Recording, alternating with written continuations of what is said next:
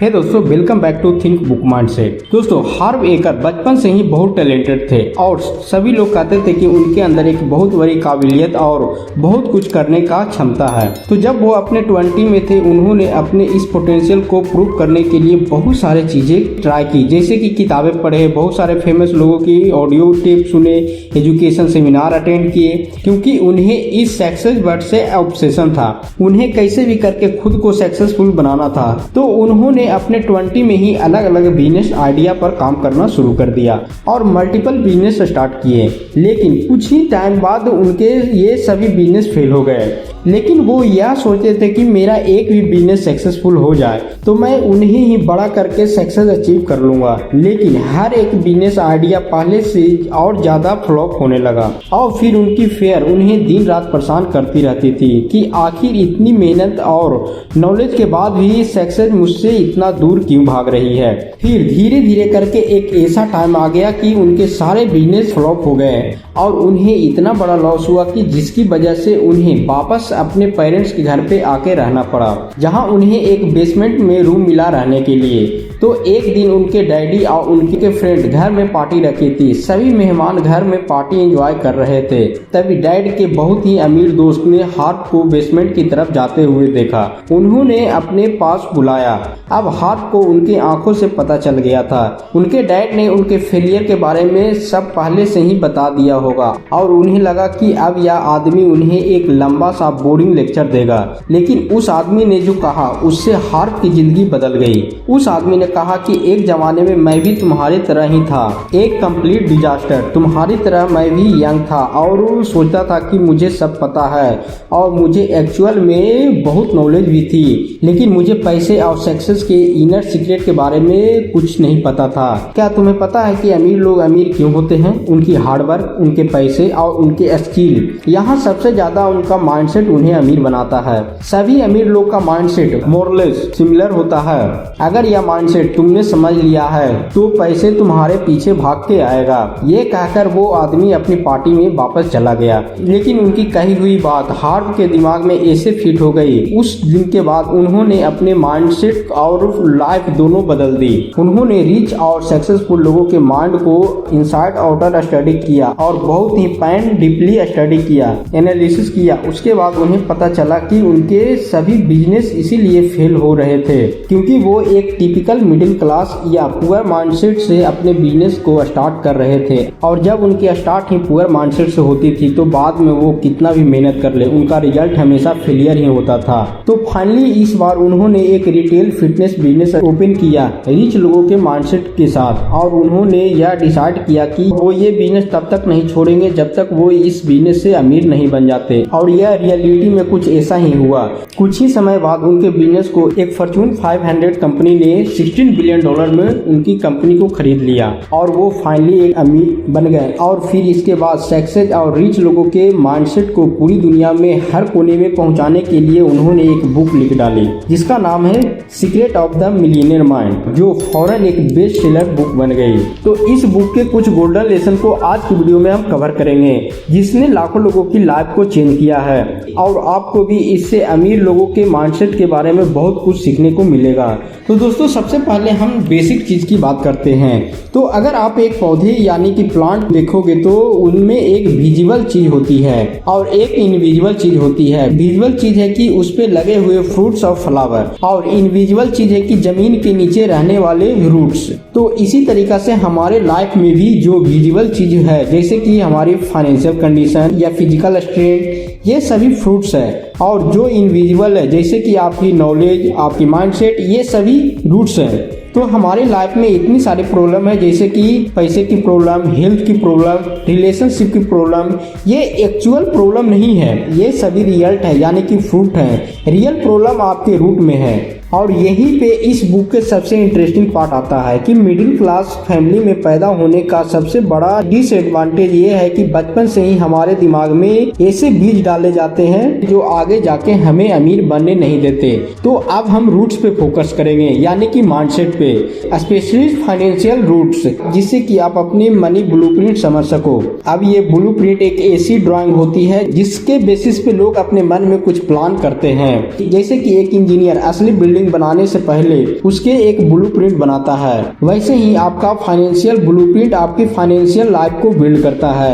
तो जितना अच्छा आपका मनी ब्लूप्रिंट होगा उतना ही अच्छा आपकी फाइनेंशियल लाइफ भी होगी। तो दोस्तों, अगर आपको ये चीज नहीं समझ में आ रही है तो मैं आपको एक सिंपल एग्जांपल से समझाता हूँ। तो मनी ब्लूप्रिंट को आप ऐसे समझ सकते हो, PTFA इक्वल टू R, यानी P for programming, T for thought, F for feeling, A for action equal to result. अब इसका मतलब यह है कि हमारे मनी प्रॉब्लम यानी रिजल्ट शुरू होते हैं हमारे इरिस्पांसिबल मनी एक्शन की वजह से, और हम एक्शन लेते हैं और हमारे फीलिंग के हिसाब से, और हमारे फीलिंग हमारे थॉट के हिसाब से आती है, और हमारे थॉट आते हैं प्रोग्रामिंग से, यानी कि हमारे दिमाग में जो बचपन से बीज डाले जाते हैं उससे। अब दोस्तों, आप लोगों को एक बहुत ही अच्छा एग्जांपल देता हूं जिससे आपको ये पूरा कॉन्सेप्ट अच्छे से समझ में आएगा। तो स्टीफन नाम का एक आदमी था, साल के $8 लाख कमाता था, जो बहुत ज्यादा अच्छी सैलरी होती थी, लेकिन वो कभी सेविंग नहीं कर पाता था। इतने सालों के बाद भी उसके नेटवर्क लगभग ना के बराबर थी। तो जब ऑथर ने स्टीफन से उसके बचपन के बारे में पूछा, तब स्टीफन ने कहा कि उसकी मॉम को रिच लोगों से नफरत थी। मॉम को लगता था कि रिच लोग ग्रेडी होते हैं, यानी कि गरीब लोगों का पैसा होता है वो इनको मिल जाता है। तो तुम्हारे पास उतने ही पैसे होने चाहिए जितने से तुम्हारा गुजारा हो सके।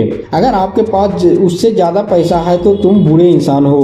तो ये स्टीफन का ब्लूप्रिंट था। अब ये इंटरेस्टिंग बात है कि स्टीफन को पता ही नहीं था कि ये चीज उनके सबकॉन्शियस में बैठी हुई थी। मतलब काफी घंटे तक बात करने के बाद स्टीफन ने यह बात कही, वरना ऊपर से तो वो सबको यही कहता था कि अमीर लोग अच्छे होते हैं और उन्हें भी अमीर बनना है, लेकिन उनके दिमाग ने रिच लोगों को बुरे लोगों से एसोसिएट कर दिया था बैड, और उनके सबकॉन्शियस माइंड ने इस फैक्ट को एक्सेप्ट कर लिया था।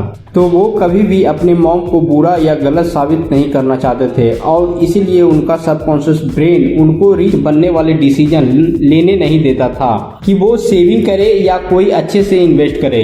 इसी तरह ऑथर भी इन्वेस्टिंग के बारे में अपने घर पे बातें करते थे, और वो अपने डैड से सुनते थे कि ये स्टॉक मार्केट बुरा है, ये पूरा सिस्टम ब्रोकन है, नॉर्मल लोग यहाँ से पैसे नहीं कमा सकते हैं। रिच इन्वेस्टर जिनके पास बहुत सारे इनसाइड इंफॉर्मेशन होती है और बहुत सारे पैसे होते हैं, सिर्फ वही लोग स्टॉक मार्केट से पैसे कमा सकते हैं, वरना मिडिल क्लास लोगों के लिए यह एक गैम्बलिंग की तरह है।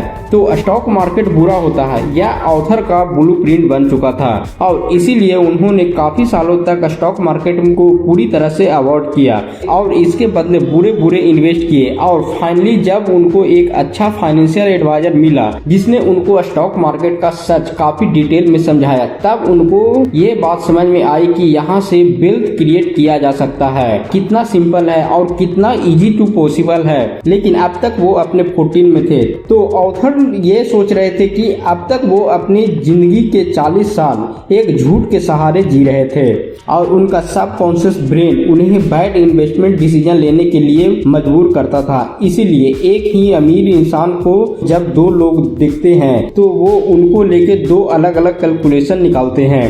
जैसे एक सोचेगा कि यह अमीर बाप का बेटा होगा, यह शायद बहुत ज्यादा लकी होगा, लेकिन दूसरा आदमी यह सोच सकता है कि इंसान कितना मेहनत करता होगा, इसके पास कितने सारे अच्छे स्किल होंगे, मैं भी इसके जैसे बनना चाहता हूँ। तो इसी तरह हम सभी के दिमाग में पैसे को या इन्वेस्टमेंट को लेकर या अमीर लोगों को लेकर अलग अलग टाइप की वायरिंग होती है, यानी प्रोग्रामिंग, जिसकी वजह से हम लाइफ टाइम तक सही फैसले नहीं ले पाते हैं। तो दोस्तों, अगर हम अपनी इस प्रोग्रामिंग को रीसेट कर दे और अपने माइंडसेट को रिच लोगों के प्रोग्रामिंग के साथ मैच कर दे तो कैसा रहेगा। जैसे अगर हम हमारे इंडियन कल्चर की बात करें तो मेजॉरिटी लोग स्टॉक मार्केट से डरते हैं, और हमारे पेरेंट्स भी स्टॉक मार्केट में इन्वेस्ट करने को मना करते हैं। लेकिन अगर आप एक सिंपल सा गूगल सर्च करोगे तो आप देखोगे कि अमीर लोगों की मैक्सिमम वेल्थ स्टॉक मार्केट से ही होती है। ये जितने भी अमीर लोग होते हैं इनकी कंपनी स्टॉक मार्केट में लिस्टेड होती है,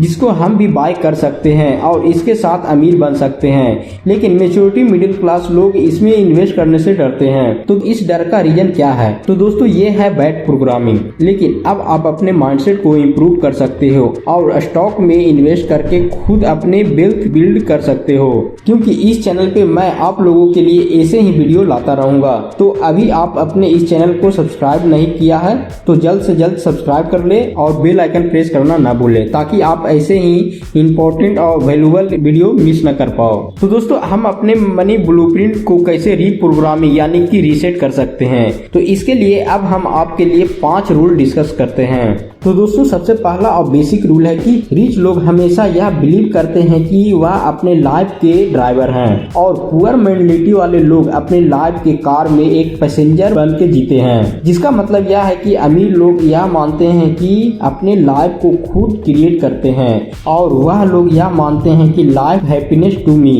अब इसका मतलब मैं आप लोगों को बताता हूँ। तो दोस्तों आप लोग मुझे एक बात बताओ, दुनिया में जितने भी लॉटरी खेली जाती है उसका टिकट कौन लोग बाय करते हैं, रिच लोग या पुअर लोग? इसका आंसर है पुअर लोग, क्योंकि इनको लगता है कि वह अमीर तभी बन सकते हैं जब कोई दूसरा आदमी इनका नाम एक चीज से निकालेगा। लेकिन रिच लोग का माइंडसेट इसका एग्जैक्ट ऑपोजिट होता है कि हमें किसी दूसरे पर डिपेंडेंट होने की जरूरत ही नहीं है। हम अपने लाइफ को खुद क्रिएट करेंगे, किसी दूसरे के भरोसे नहीं बैठेंगे। तो अगर आप खुद को अपने लाइफ के कंट्रोलर नहीं समझोगे तो अपने लाइफ में होने वाली सभी चीजों के लिए आप दूसरों को ब्लेम करोगे। इसीलिए पुअर लोगों में आपको ये 3 चीज बहुत कॉमन दिखेगी। सबसे पहला तो यह कि वो दूसरों को ब्लेम बहुत ज्यादा करेंगे। वो हमेशा अपने किस्मत को ब्लेम करेंगे या कोई ऐसी चीज जो उनके हाथ में ही नहीं है। जैसे अगर कोई इंसान फाइनेंशियल एजुकेट नहीं है तो वह हमेशा ब्लेम करेगा कि मुझे यह सब स्कूल में नहीं सिखाया गया है, मेरे पास कोई प्रोफेशनल डिग्री नहीं है, मैं एक अच्छे सिटी से नहीं हूँ, एक्सेट्रा। दूसरी चीज यह है कि वह लोग हमेशा चीजों का नेगेटिव साइड देखते हैं और फिर हर बात पे कंप्लेन करते हैं। जैसे बहुत सारे लोग गौतम अडानी को देख कहते हैं कि देखो यह दुनिया के सबसे अमीर लोगों में से एक है, लेकिन हमारी कंट्री में इतनी गरीबी है तो यह डोनेशन और चैरिटी क्यों नहीं करता। लेकिन अगर हम इसका पॉजिटिव साइड देखें तो इसकी इतनी सारी कंपनी की वजह से लाखों लोगों की जॉब मिल रहे हैं और करोड़ों का यहाँ टैक्स पे कर रहे हैं। उतना तो शायद इंडिया के सारे गरीब लोग मिल के भी नहीं भरते होंगे। तीसरी चीज यह है कि पुअर लोग हमेशा अपने पुअर एक्शन को जस्टिफाइड करते रहेंगे, जैसे कि हमें अमीर बनने की जरूरत ही नहीं है क्योंकि पैसा उनके लिए इतना इम्पोर्टेंट नहीं होता है, या वह अपने बोरिंग जॉब को अपने लाइफ में खुश हैं, जबकि एक्चुअल में सच कुछ और ही होता है। इसीलिए अगर आपको रिच लोगों की तरह सोचना है तो आपको यह 3 चीजें छोड़नी होगी। फिर दूसरा रूल यह है कि रिच लोग हमेशा लाइफ में जीतने के लिए खेलते हैं, ज्यादातर ऐसे गेम में इंटर करते हैं जिसमें उनका अपसाइड पोटेंशियल अनलिमिटेड होता है। लेकिन वह लोग हमेशा लाइफ में गेम को अवॉइड करते हैं या फिर गेम को सिर्फ ना हारने के लिए खेलते हैं क्योंकि उन्हें हारने से डर लगता है। जैसे इमेजिन कीजिए कि आप एक फुटबॉल मैच खेल रहे हो और आप सिर्फ डिफेंस खेल रहे हो, यानी कि सिर्फ सामने वाले के गोल को होने से रोक रहे हो, तो आपके जीतने के चांसेस कितने हैं? इसका आंसर है 0। लेकिन अगर आप ऑफेंस खेल रहे हो, मतलब गोल को बचाने के साथ खुद भी गोल करने की कोशिश कर रहे हो, तो आपको जीतने की चांसेस काफी ज्यादा बढ़ जाएगी। दोस्तों यह बात जरूरी है कि आपका अपोजिट टीम भी शायद कुछ गोल स्कोर कर दे, लेकिन इंटरेस्टिंग बात यह है कि लाइफ में आप चाहे कितनी भी बार हारो, आप बार बार ट्राई कर सकते हो और आपको सिर्फ एक ही बार गोल मारना होता है सक्सेसफुल होने के लिए। मतलब आप जितने बिजनेस चाहो स्टार्ट करो, आप जितनी बार सेविंग करके अच्छे स्टॉक में इन्वेस्ट करो, आप बस एक अच्छी कंपनी चाहिए होती है सक्सेसफुल होने के लिए। तीसरी रूल यह है कि फोकस ऑन अपॉर्चुनिटी। दोस्तों आपको पता है कि पायलट की ट्रेनिंग करते टाइम ऑब्स्टेकल जैसे ट्री, बिल्डिंग और दूसरे ऑब्जेक्ट पर ध्यान देने से मना किया जाता है। इनफैक्ट पायलट को यह कहा जाता है कि वह अपने ऑब्स्टेकल नहीं बल्कि अपने फ्लाई पाथ पे ध्यान दे, वरना वो ना चाहते हुए भी क्रैश कर सकते हैं। ऐसा क्यों?